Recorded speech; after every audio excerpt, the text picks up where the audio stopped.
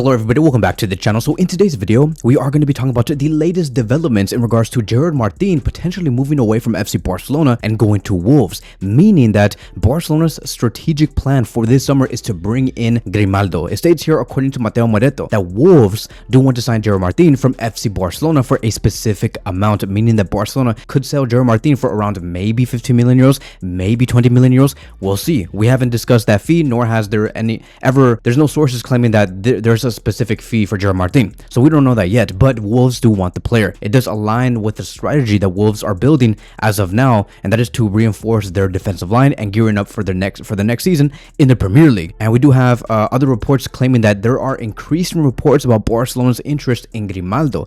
If the club sells Gerard Martín and decide to go for a left back, he is very much a real candidate and very much liked by Deco. So I think that is where Barcelona do want to go. I strongly believe that the way that Barcelona want to maneuver is to bring in a left winger that is manageable, right, financially, so a left winger that does make sense in order for them to have more extra funds in the accounts and then go out there and sign Grimaldo next.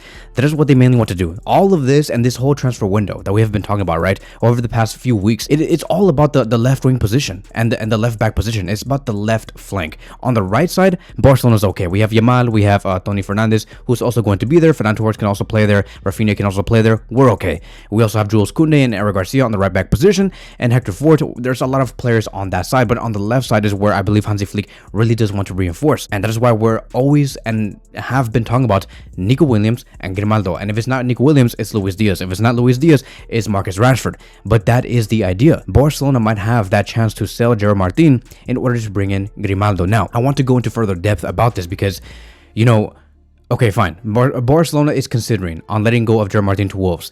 I do not know if Barcelona want to loan out the player because that has not been discussed, or they want to sell the player for a specific amount and then have a buyback clause attached to it where it can be like maybe 10 to 15 million euros. Really, it's really not that much.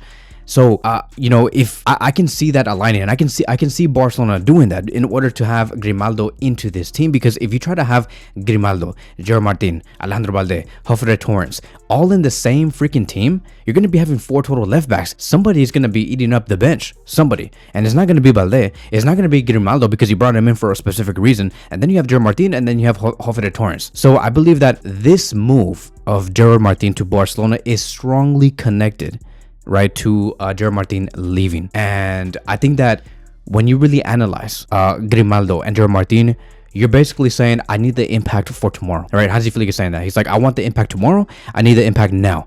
Right now, like, yes, I understand that Gerard Martín can develop. He can get better. But I need the experience and I need the authority on the left back position right now. And, one of the things that Barcelona have been really struggling with during, like, these knockout matches, right, those high-stake matches, is the fact that when a big-time player does leave the 11, whether it's Balde, Rafinha, Yamal, or whatever, Barcelona really do get hindered from that. And Hansi Flick does not want those problems. He wants to be able to say, like, okay, if Balde sits down for whatever reason, because of what happened last time in the match against Inter Milan, whether he's fatigued or injured, he wants to be able to rely on another experienced left back and somebody who can provide a lot of key passes, a lot of attacking opportunities, etc. So, to me, right, Gerard Martín is still only 23 years old. That's very young. He's considered as a La Masia product, even though we bought him like a year and a half ago. He played 42 games across all competitions from last season, and for sure has been the backup to Alejandro Balde, and he's gained Hansi Flick's trust, even starting in big games like in the Copa del Rey final versus Real Madrid, starting in those matches against Inter Milan. And I think that because of those performances, Wolves are like, we want this player. And with Rayan, who is one of their left backs or defenders, potentially going to Manchester City, Wolves do want to reinforce the defensive line, and they see Martín as very reliable left back. And I wouldn't be surprised if Wolves end up like incorporating Martín into like a left center back. I have always said that. I really do think that Martín can play as a left center back, very close to Guardiola or Inigo Martinez. On the other side, Grimaldo, age 29 years old. Like I've said, somebody who does give you the direct impact and is one of the most informed wingbacks in Europe after having a fantastical season with Bayer Leverkusen. 4 goals and 12 assists cannot be looked over. That's a lot. That's a lot of assists. Can you imagine the amount of assists he'll bring with 12 assists and feeding those balls to Lewandowski, Yamal, Rafinha, etc. He has also won the Bundesliga once under Xabi Alonso with Bayer Leverkusen and the DFB-Pokal. So Grimaldo is also a former Barcelona player who left back in 2016. The reason why Grimaldo left is because, Barcelona did not want to give any trust towards La Masia players, because at that time under President Bartomeu, he only wanted to bring like players from outside of, like out there in Europe, and outside of FC Barcelona, right? Bring in a left back from Man City, bring in a right back from Arsenal, bring in a striker from Bayern Munich. That's all they wanted to do, and that's the only thing that they were interested in. All the academy players were like, what the hell are we doing here then? Like, why are we even training here? It doesn't make any sense. Like, we're only going to end up just like not getting into the first team. And I feel like I'm ready to get into the first team, but you guys are not going to give me those chances. And so Grimaldo, he did feel impacted by that. And he emotionally felt a little, I would just say, betrayed from all this, because he really wanted to make it to the first team, but Barcelona let him go. He had that chance to come to Barcelona back in the summer of 2023 because his contract ended with Benfica, and Barcelona still did not go for him. Hence the reason why I feel like Grimaldo despises Barcelona in some way. But I believe that Grimaldo should not think that way, because Grimaldo, when in those last 2 years that he was in with Barcelona, he was under President Bartomeu. This has nothing to do with Joan Laporta. Nothing. This is a whole other different Barcelona. I don't understand why a player would feel a little toxic and a little pessimistic about this whole operation, about how he left FC Barcelona and he got forced to Benfica or Bayer Leverkusen. We are operating under a much different board, and a board that does welcome the Masia players, and we have shown that through Lamine Yamal, through Gavi, through Alejandro Balde, through Cubarsí, and multiple other players, right? Grimaldo, I think that he should just look at this and say, this is a much different Barcelona, and a Barcelona that I believe I can love and represent. So that's it, right? Like, why do I think that this strategy is clever? I think that if we loan out Martin to FC Barcelona, it means three different things, all right? It saves money on wages, for sure. Now you may say, no, Kevin.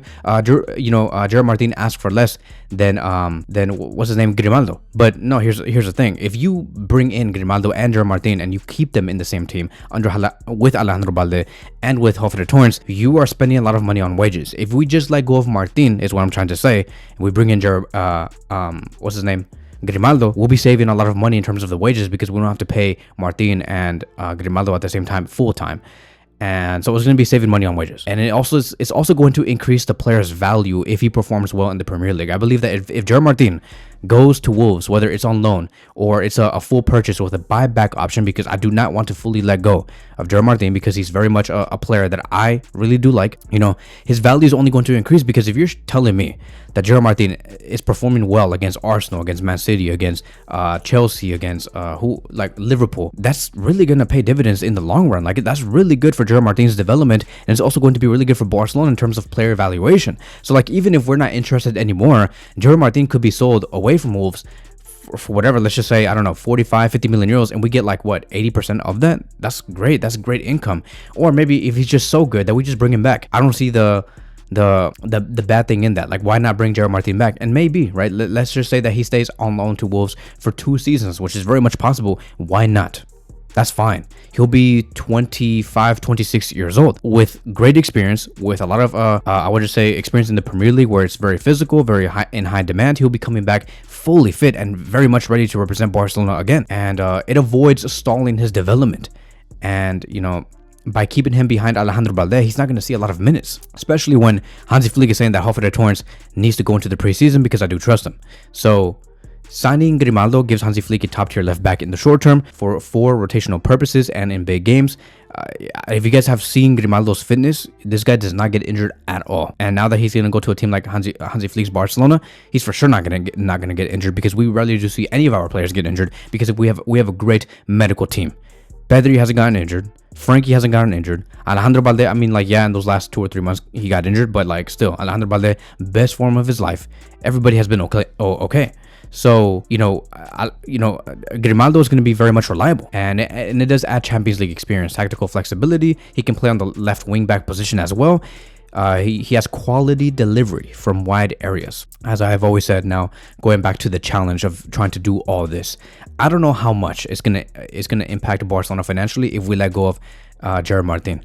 All I know is that Barcelona are going to be financially limited by La Liga, because there's financial fair play rules.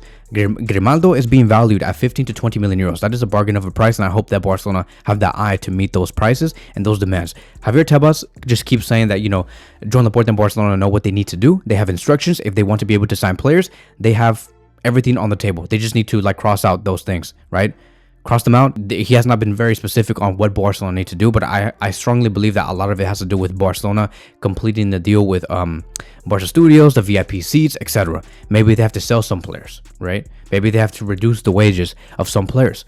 But there are some things that Barcelona must do, and I believe that it would be embarrassing for Barcelona to ignore Grimaldo again, and especially if he's priced at 15 to 20 million euros.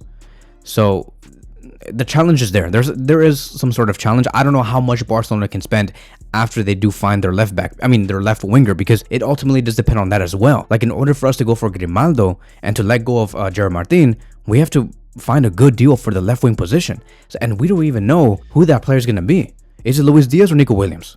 We need those answers, and we need those answers fast. And I hope that we get those answers after this match between Spain and Portugal is over, when Nico Williams goes back to, Athletic Club and he's out there training. I hope that we get answers. We need that, especially with Luis Diaz as well. Luis Diaz is going to be playing against Argentina soon. He did not feature in the first match because of, I guess it's like fatigue or whatever, or something crazy like that. But as soon as they get back to their clubs, and I'm going to expect some answers for the next week, maybe after Wednesday of next week, we'll see who Barcelona really are going to be getting close to. And I hope that, in my opinion, it is Nico Williams. So that is it, right? Let me know in the comment section down below. What do you believe about, like, what do you think about all this? Do you think that this is a good move? Do you believe that letting go of Gerard Martín to Wolves in order to bring in somebody like Grimaldo to reinforce the left back position with Alejandro Balde is a good idea? And ultimately, I think that Barcelona have a transfer window here.